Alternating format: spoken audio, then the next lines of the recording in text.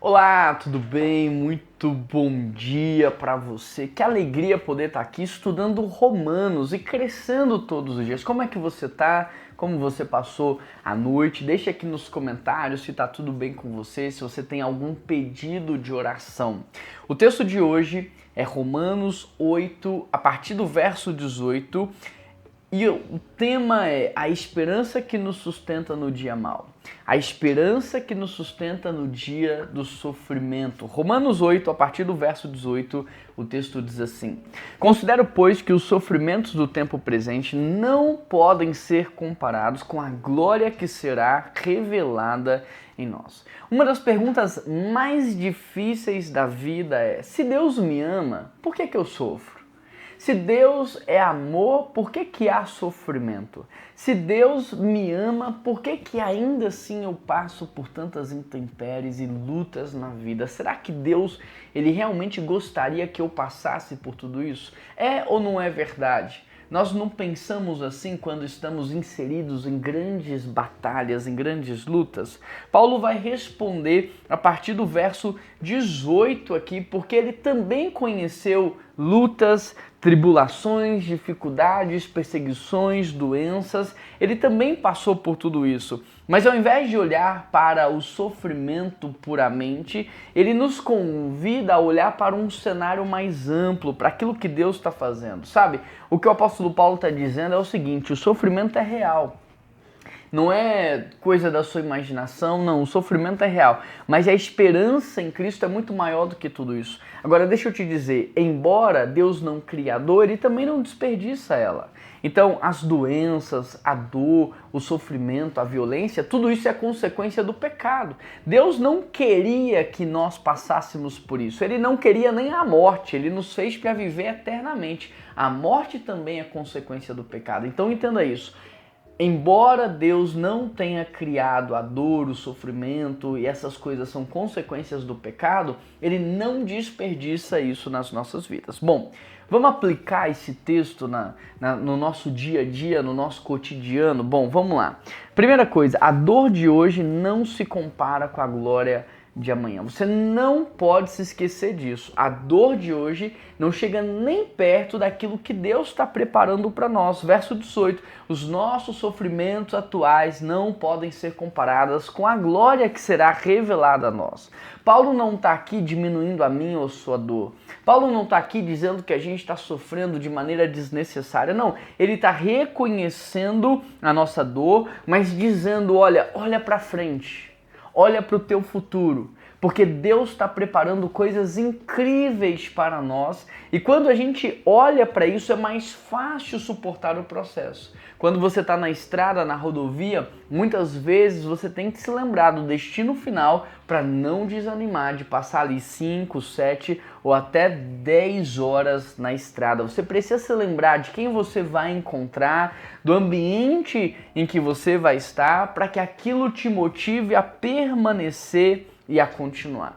A Bíblia diz que a criação geme. E é interessante porque uma mulher que ela está prestes a dar à luz, ela passa por um sofrimento também intenso.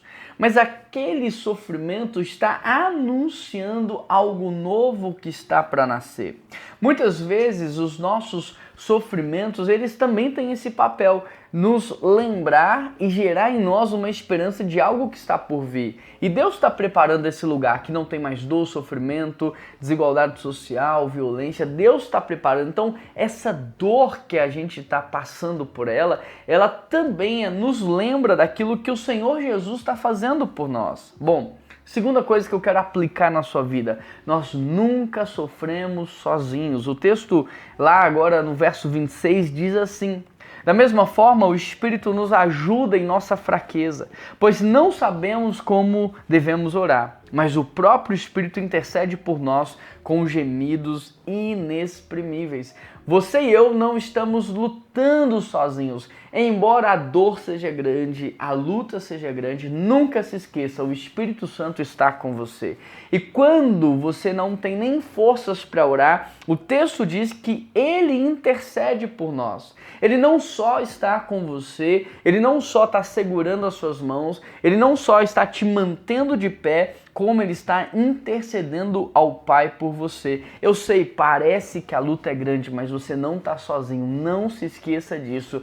Deus está com você. A presença de Deus é contigo. A mão do Senhor está sobre a sua vida. Não se esqueça disso. A terceira coisa que eu quero aplicar na sua vida é: Deus transforma a dor em instrumento de crescimento.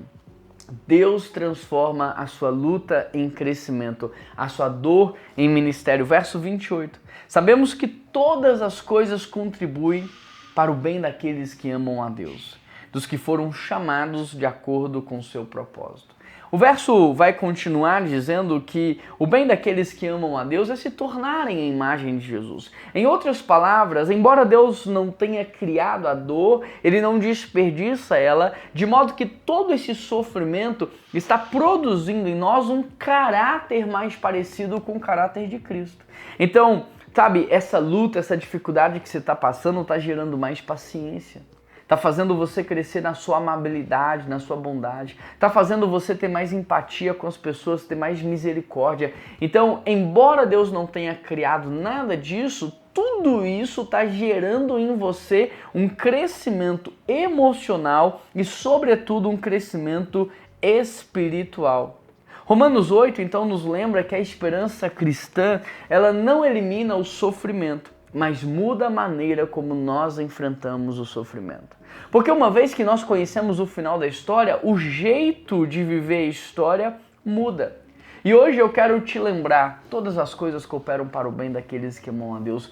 Tudo que você está passando está gerando crescimento em você. Segundo, você não está sozinho. Terceiro, o Espírito Santo está intercedendo por você quando você nem tem condições de orar. Ele continua intercedendo por você. E eu quero agora chamar a sua atenção para que você e eu possamos orar ao nosso Deus, pedindo a ajuda do Espírito Santo neste exato momento.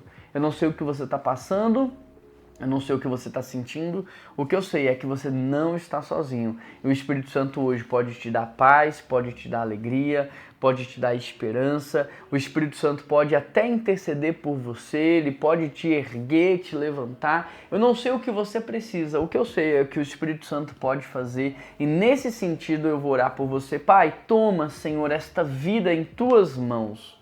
Essa família que está sendo representada aqui em tuas mãos, Senhor.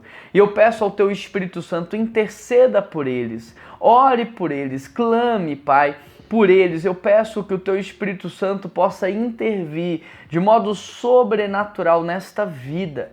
Que o Senhor venha erguer, levantar, sustentar, proteger, guardar, dar livramentos, mas sobretudo, Deus, abençoa com teu Espírito Santo, com as bênçãos espirituais nas regiões celestiais. Dá para essa pessoa agora, mesmo na luta, na dificuldade, o fruto do Espírito Santo, que é a paz, que é a alegria. Dá para essa pessoa o amor, dá para essa pessoa a esperança, Pai. Enxugue as lágrimas dos seus olhos, coloque um sorriso no seu rosto e dê força para ela continuar avançar e não desistir. Esta é a minha oração e em nome de Jesus que eu oro e te agradeço.